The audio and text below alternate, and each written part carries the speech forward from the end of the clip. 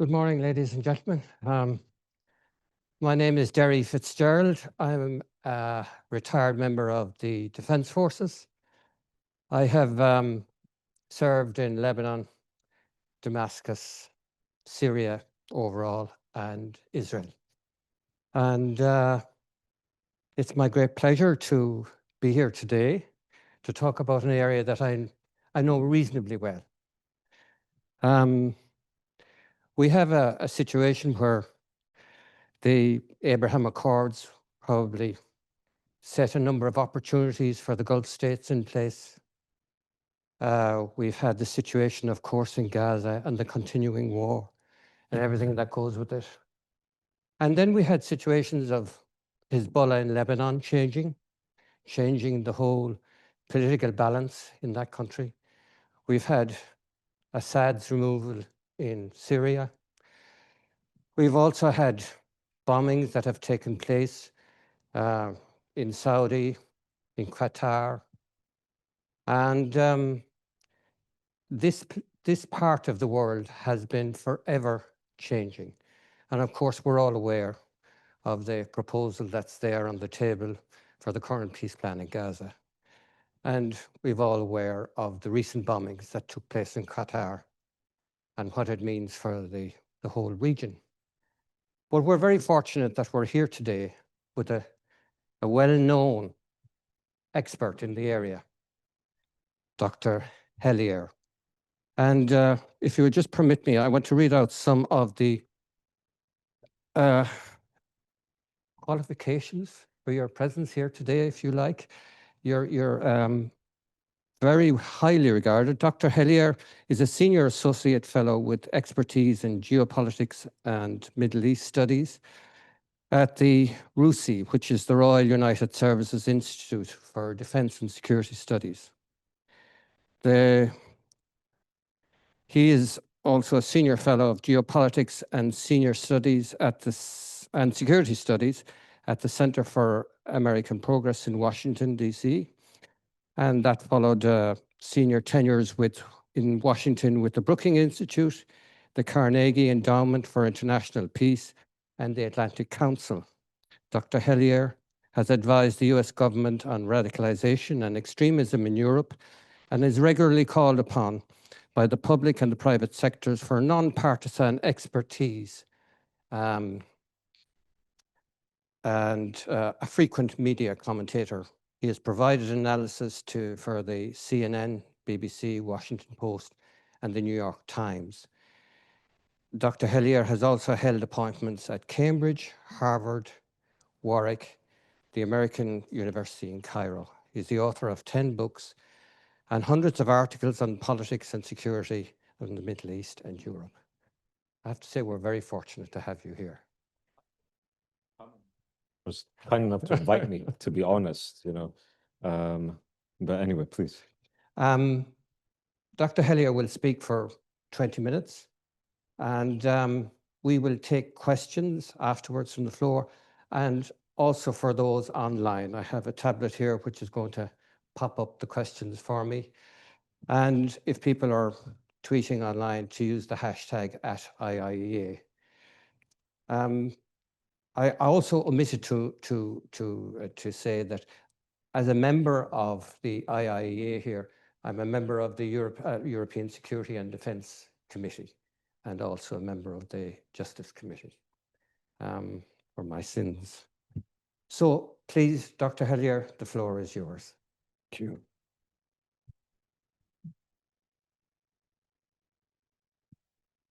So, thank you very much. Thank you to the IIEA for this very distinguished platform and convening a discussion that situates Ireland in this ever-changing, indeed, regional and global conversation. I want to state at the outset several things. One, my qualifications are nothing compared to the dignity that you provided me for the invitation, really. I mean that very seriously. I'm very honored to be here. It was great to be back in touch with Barry and Sean. It's great to be back in Dublin and to be back in Ireland. And this was the second thing that I want to say. Ireland, and I want to acknowledge this at the beginning of my talk, Ireland has been very clear and consistent on its positions in the region for not just a year or two or 5 or 10, but more than 40 when it comes to a lot of what I'm going to discuss. Recognition of the state of Palestine, critique of violations of international law, an insistence that legal norms remain central to international politics and that the rules-based order is not something that we simply talk about when it comes to our enemies, but also indeed when it comes to our allies. This clarity, I think, really matters. I think is very important. And I think it's important for people to continually remind each other of its importance.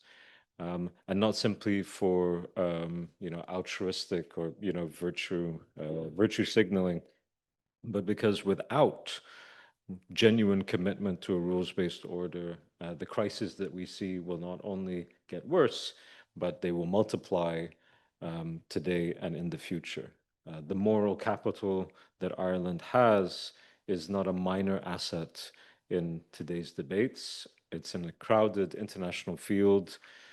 Moral capital is frankly incredibly rare, and it's one of the few currencies that cannot be simply bought or traded or imposed.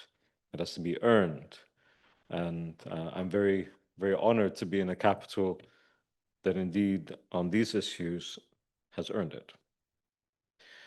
Two recent developments before I get into the sort of the fullness of my discussion today that illustrate how quickly the ground can shift. It was already mentioned that a few days ago, the American president, Donald Trump, just released a new 2021-point Gaza plan, which has sent, of course, shockwaves throughout the region. And Qatar has concluded a new defense agreement with Washington that isn't quite Article 5, but is far more serious than what came before it. And I note them briefly here to indicate that not that the details won't change, because I think that they will, but that the pattern remains that external actors continue to shape the nature of the region, including its security architecture. And with that framing, let me turn to the broader picture, which is about the regional security architecture and how the Middle East currently looks, particularly when it comes to Israel's positioning for regional dominance, and I'll go into that, the responses of its neighbors, the contemporary crises that continue to destabilize the region from Gaza and Lebanon to Yemen and Sudan, and the implications for Europe and for Ireland. When it comes to regional architecture, I've thought quite a bit about how to frame this as precisely as possible, and using theories and doctrines that have already been talked about in IR literature, international relations literature. And this is what I've come up with so far. Israel's current security doctrine for the region is rooted in a type of offensive realism. It maintains military preponderance. It preserves the right of preemption. It prevents adversaries from building equivalent capabilities. And this approach doesn't aim at regional integration. It aims at regional paramountcy. And I think this is important because we've had all of these discussions around a new Middle East, a new future for how the region looks like. The way in which this looks from Tel Aviv isn't about integration into the region. It's about crafting the region, defining the rules of the region for everybody else to follow, and they can break them at will in accordance with any assessment of security threats that they identify. And the result is a widening distance, I'd say the widest distance in many decades between Israel and its neighborhood. For states that are in immediate proximity to Israel, the policy looks less and less like security and more like threat to sovereignty, threat of complicity in the devastation of Gaza and the genocide, and the threats of an order designed around Israeli priorities. And I think that that goes further beyond the neighboring countries. I think that what you've seen in the Gulf, and I want to move on to the Gulf, is also a concern in this regard. So I want to go through some of the sort of main geographical areas first and then go into further details. Um, Beginning with the Gulf. The Gulf monarchies have been hedging when it comes to security architecture now, ever since the Obama administration. It's not new, but I think it intensifies. I think it's a trend that has picked up steam and developed over the years. Again, beginning with Obama in particular, but really taking root over the last few years. And you see signals around it quite often. You saw this with the Saudis just a few weeks ago when it came to the announcement of the military cooperation agreement with Pakistan. And you'll see more of that. Um, it's not so that they displace America's relationship with them. It's rather they simply don't trust that America's relationship can provide that guaranteed security backstop indefinitely or even completely right now. And I think after Israel's strike on Qatar earlier in September, they've only been reinforced in this regard. Qatar, you have to remember, is a major non-NATO ally. That's the official designation in the United States. It's home to the largest American base in the region. It has very, very good ties with the United States. And the United States did not stop its own ally, i.e., Israel, from striking Qatar. So I think it brought certain things home. Um, the response of the Qataris was very interesting. It was actually to deepen the security cooperation and an agreement with the United States. But I don't think that they really believe that this is something that could prevent all sorts of attacks in the future or anything like that. I think that there's a recognition in the region that the United States isn't the dependable security partner that they once thought it was. And by the way, they're not unique in this regard because I think within Europe, for very different reasons, obviously relating to Russia and Ukraine, they've come to the same conclusion. The major difference is what they do in between, i.e., when it comes to the Europeans, they are thinking about 5 years from now, 10 years from now, how can we gear up our defense capacity in order to make sure that we don't have to rely on the United States? And what do we do in between now and then? When it comes to the Gulf and the Arab world more generally, there isn't something equivalent to the European Union that can serve as a vehicle for having those multilateral discussions quite regularly. It could be, but there isn't. So that represents, I think, quite a challenge for the Gulf. There were far more, I'd say, harsh differences within the Gulf about normalization with the state of Israel. Those have essentially evaporated. I don't think that anybody is really expecting now Saudi Arabia to normalize with the state of Israel, not now or for the near future, and certainly not beyond within the Gulf or the Arab world more generally, but we can talk about that in questions and answers perhaps. On the other side of the Gulf is Iran. Iran is in the weakest position I think it's been in for many, many years. Um, it really harmed relations with the Gulf by the strike on Qatar. It's lost its main ally in the Arab world, i.e., the Assad regime. Um, Hezbollah has taken a massive hammering as a result of Israeli strikes over the past 2 years. So it's down. I don't think it's out. I think that the Iranians continue to wield quite a bit of influence over militias in Iraq.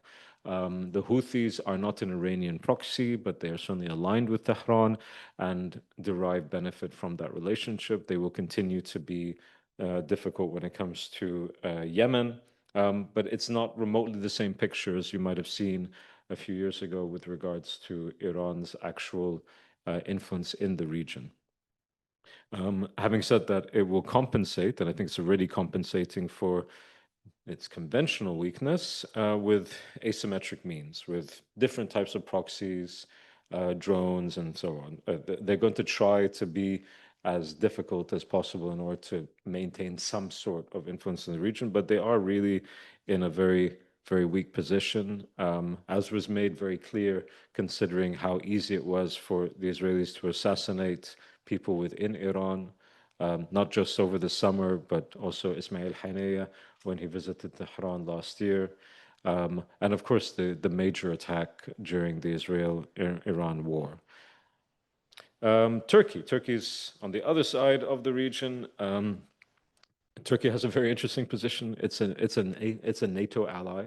At the same time, it engages quite a lot with Russia at a time when the rest of NATO is incredibly clear about the Russian threat. It's a regional power, and it gained tremendously from the fall of the Assad regime. It is the main winner with regards to regional powers when it comes to Syria.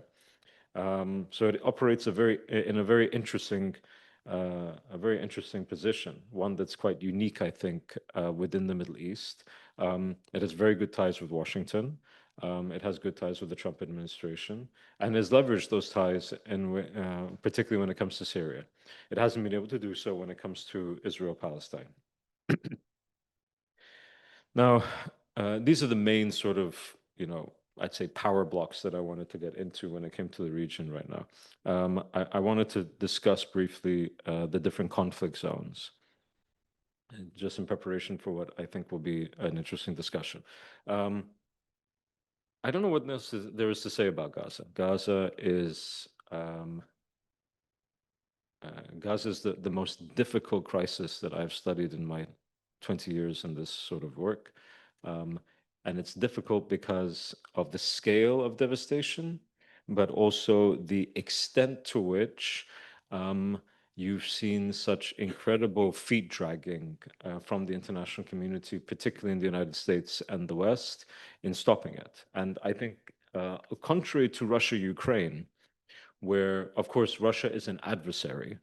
Russia is not an ally of any country in the West. Maybe Hungary, that might be unkind. But it's not an ally of Washington or of London or of Dublin or Brussels. It's an adversary. So it's not surprising that they wouldn't necessarily listen.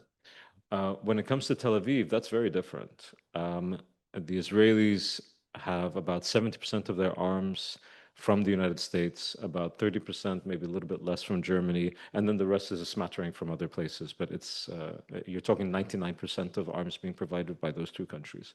Neither the United States nor the European Union need to actually engage in any type of offensive, punitive actions with regards to the Israelis to get them to stop. They simply need to say, we won't do this anymore. We won't supply this. We won't support you at the UN.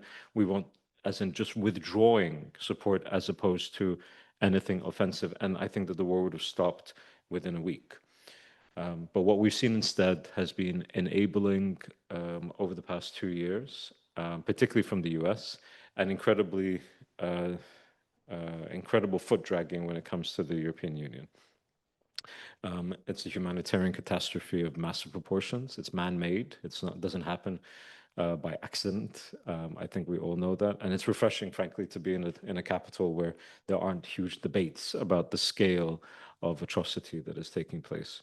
I do think that it's quite symbolic as well. I think that it has ramifications for discussions not only in a place like Ireland, but all across Western Europe, all across Europe more generally. When you look at public opinion polls on how people think about the crisis and the war, they're quite striking. And they're striking because they don't fit with a lot of how government and the political class actually talk about this issue. We can go into the plan, which I'm sure we will, but in questions and answers, I think those are details. Syria. Syria is the bright spot in a very bleak sort of picture that I'm painting and will paint for you this morning, because it represents the end of probably one or either the top or the second most brutal regime in the Arab world during my lifetime. So I'm not unhappy to see the Assad regime go. Also, it's not just the Assad regime of Bashar al-Assad, it's also decades of Ba'ath Party rule in Syria, which again, I think is incredibly significant. I think it's also fascinating on a very geeky sort of academic point of view, because you had somebody who went from being aligned with Al-Qaeda to essentially becoming a statesman that wants to be a part of the international order. This is real, by the way. He's not faking it, but it's fascinating to see how this has happened, and what that means for the development of political Islamism in that part of the world. Although I think, frankly, it's unique to Syria, and unique to Syria partly because of the nature of Syrian Salafism. But as I said, this is a very geeky, nerdy kind of conversation. But if people want to get into that, we can do that too. There are definitely challenges when it comes to Syria, of course. How the new authorities engage with minority communities and engage in pluralistic government. But I think that they're heading in the right direction. And I hope that what we'll see over the coming years are continual moves in that direction. Lebanon is also heading in the right direction, but frequent challenges. Of course, both Syria and Lebanon suffer from continual Israeli strikes and occupation. And I think that derails quite a lot. Many of us thought that there was the chance for two deals over the past few months. One would have been a de-escalation deal between the Israelis and the Syrians. The Israelis haven't gone for it, but discussions are ongoing. Same thing when it came to Lebanon. Tom Barak left Beirut, said he was going to Israel to get the Israelis to sign up to a new deal, came back empty-handed. So we wait to see. Yemen, an unstable truce in a conflict still driven by external patrons. And the last crisis, one that just gets very, very little attention. And I can understand why, and I'll explain why, but it really should get much more attention, is Sudan. Sudan's humanitarian crisis is probably as bad, if not worse, than Gaza's. It's a really grotesque situation. The reason why it gets less attention than Gaza is, of course, because none of the parties in Sudan are aligned with any of the international powers. They're not aligned with Washington or any Western states. So there's not the same sort of leverage that exists. It's much more of a regional issue in that regard. The second issue, frankly, is that they're Black. The way in which, and by the way, I mean this very seriously, the way in which racism and bigotry plays into how analysis has actually been constructed over the past 2 years in particular is very blatant, incredibly transparent, not simply with Sudan, but of course with regards to Israel-Palestine. And finally, media coverage when it comes to Sudan is mediated most of all, in my opinion, through powers in the region that have vested interests in Sudan. So it's simply not the same, unfortunately, as it comes to the Israel-Palestine issue. Two more things before I go to the discussion. One is about external powers, and what external powers are, the quote-unquote great powers, are trying to do in the region. Of course, the United States is still the anchor of regional security architecture for many of these states. It is stretched, I suppose, but it has no intention of leaving. It wants to do a lot in the region, but of course, fundamentally about trade, about business, especially under Donald Trump. One of the main reasons, I think, behind this new 20-point plan is that he wants to put a line under the Gaza conflict so that he can move towards doing big business deals and trade and so on. And in fact, Syria benefited from this a lot, because I think one of the arguments that had sway over the president was that Syria could become a new trading partner, new deals, and so on. Trade, deal, deal, deal. When it comes to Russia, Russia is opportunistic. It has less of a broader strategic imperative here, but it has lost quite a bit of leverage. It had more leverage in Libya. It doesn't have that same leverage anymore. It had a lot of leverage in Syria. It's lost a lot of it, so it's trying to hold some of it. And the Syrians are willing to give them that leverage in the sense of allowing them to keep their bases, but they don't have remotely the same sort of leverage that they had under the Assad regime. Remember, the Assad regime would have fallen years ago had it not been for stabilization efforts by the Russians. And finally, China, of course. China is really quite widely engaged in the region, but on a level that doesn't really interfere politically speaking. And that's not to say that they couldn't, it's that they don't. And this is the same, I think, you see across Africa and other parts of the world, where the Chinese are certainly investing a great deal in infrastructure, in relationships, but not actually underwriting any sort of regional security architecture. They do a little bit on diplomacy, but frankly, not all that much. There was a lot of fanfare about the Iran-Saudi rapprochement. But really, the main credit for that, I think, came from within the Gulf itself, particularly Oman and possibly Kuwait as well, but not so much the Chinese. That could change in the future, but it's not the case right now. Opportunities and risks, and I think this is for an Irish audience in particular, but Europe more generally. There are, I would say, four points to keep in mind. The first is that there are opportunities for diplomatic or during diplomatic openings. And what I mean by that is that you had the Iran-Saudi deal, you had the rapprochement between Qatar and the Gulf states that boycotted, blockaded Qatar. You had the rapprochement between Turkey and Egypt. You have this mood that has been going on for several years now, bringing these countries together. And also, paradoxically, the war on Gaza has also brought a lot of these countries together, recognizing not only that they have a common responsibility when it comes to Gaza, but frankly, a common adversary when it comes to Israel. And there are opportunities there, I think, for developing further initiatives in the region, building off of that. It's a possibility. The second is that as Europe itself continues to look for new sources of energy, to be able to engage more systematically, particularly with Gulf states, but also elsewhere in the region, binding, I think, the Arab world and the Middle East more generally to Europe in a way that isn't, one way and isn't predicated on, which is my third point, predicated on things like migration concerns, security concerns. And this is the third point that I wanted to raise, that the relationship between Europe and this region for quite a while now has been one of damage control, has been one of securitization, where our engagement with many of the governments in the region, especially when you talk about the Middle East, North Africa, less so, of course, in the Gulf, is really about, we're worried about brown people crossing the Mediterranean Sea and flooding Europe.